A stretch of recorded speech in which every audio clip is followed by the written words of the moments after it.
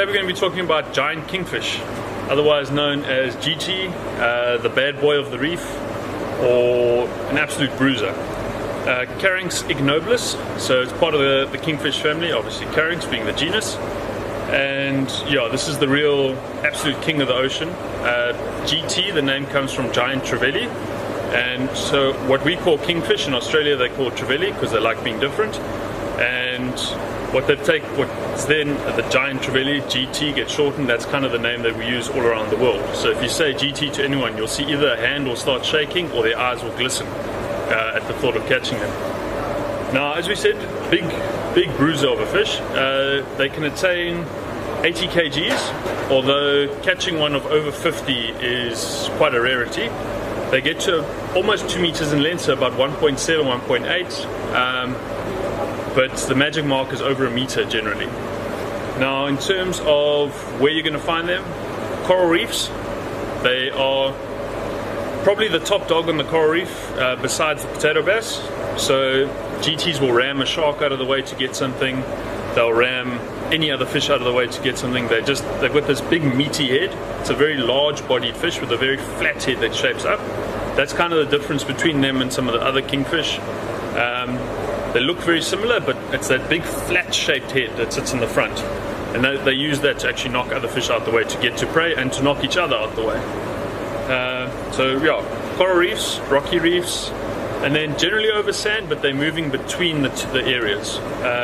Juveniles is one of the species that you find are quite reliant on estuaries. So you're going to find the juveniles under about 30 centimeters are permanently in estuaries. You're not going to really find them out on the sandy beaches or anything.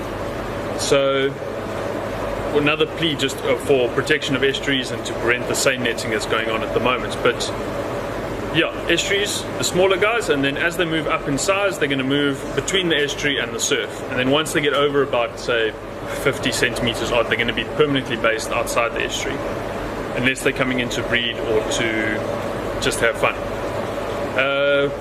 One of the prime places you can see this happening, big GTs moving in, is in Tentu estuary, down in the Transkei. It's lucky enough that it's been protected for quite a long time, so it is still one of those pristine places you can actually catch GTs of over 20 kilos in an estuary. Now, in terms of maturity, they're going to mature at about 65 centimeters, which is about a 3-year-old fish, so they grow quite quickly compared to a lot of other species you're going to find on the reef. And they're going to spawn in summer off KZN, which is really when you're going to be targeting them. Not very often are they targeted primarily on bait. You're going to be a lot of bycatch. So the guys that fish for diamonds up at Mtunzini wading banks and that kind of area often catch them when they throw a big bonnie head or something like that. You would have seen older videos, say, of like Lloyd catching one when they were up that side. But yeah, often a bycatch. If you're specifically targeting them, they're really more... It's going to be much more consistent targeting them off a boat, and specifically with artificial lures. Off the shore, you do get them, but then you're looking much more tropical, so further up the coast into Mozambique and further north. They occur all around the world. As we said earlier, mentioning the word GT is going to give most people the shakes, because they've either encountered one or they can remember catching one. They're extremely strong fish, very large tail, like we said, big, strong, meaty body, and they're a dream fish for many people. They are caught on bait, they're caught on lures, and they're caught on fly. On the fly fishing side, a fish over 100 centimeters from the shore is the dream.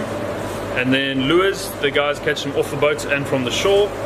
If you're going for the smaller guys, so everything from, I'd say, about 15 kilos under, your general spinning tackle 11'6" extra heavy like our new BG would be perfect for that, say 20 or possibly even 30-pound braid to be able to stop him quickly enough. And then I'd go with a 4500 reel just to give you a little bit more bulk, so the 4500 BG or Saltist would be perfect for that.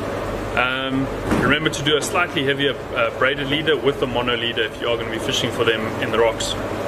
Then if we're going for the big boys, so 20 kilos and upwards, you're really going to need to target them with extremely heavy tackle and not normally caught from the side. So off the boats you're going to be looking at a 8'6" plugging rod. Our Saltist plugging rod will be absolutely perfect for that. and then an 8,000 size reel with 80 pound plus braid. I'd say 80 pounds, just get that little bit more capacity on, and then throwing big poppers. So your GT25 wild dogs will be hundreds for that. In terms of keeping fish, they're really not the greatest eating, so please let them go. Don't save yourself the lack of joy in eating them. Guys, in terms of handling, like any other fish, you don't want to lift it by the gills. Try and keep your hands away from the gills, handle it by the tail. But this is one of those species you've got to be very careful, because they have scoots. It's actually like little scale extensions like that sit in series along the back on that penduncle region. So between the anal fins and the tail, it sits along the stripe. They can scrape your hands and cut your hands quite badly, so use a cloth or take your hat off and wrap it around to pull the fish off. Because you are fishing up north, you will be wearing a hat, sun protection, so you can use that. Interestingly enough, the male fish can sometimes be completely black. They can actually change color when they get angry. They do go to a darker color, and the big males can often be completely black fish. In terms of specifically targeting them from the shore, if you are wanting to do that, like we said, the lures are one way of doing it, but up further north, so your Sodwana, your Vidal, that kind of area, a live bait. So ideally a large spot pompano is deadly for them, as well as a bonefish, especially up there. So putting a live bait out into deeper water behind the reef or whatnot will be really a prime way of targeting them, and specifically at night they seem to come in a little bit closer. Yeah, if you want to go out, you want to test your back, test your tackle, this is the fish to do it on. So cheers, good luck.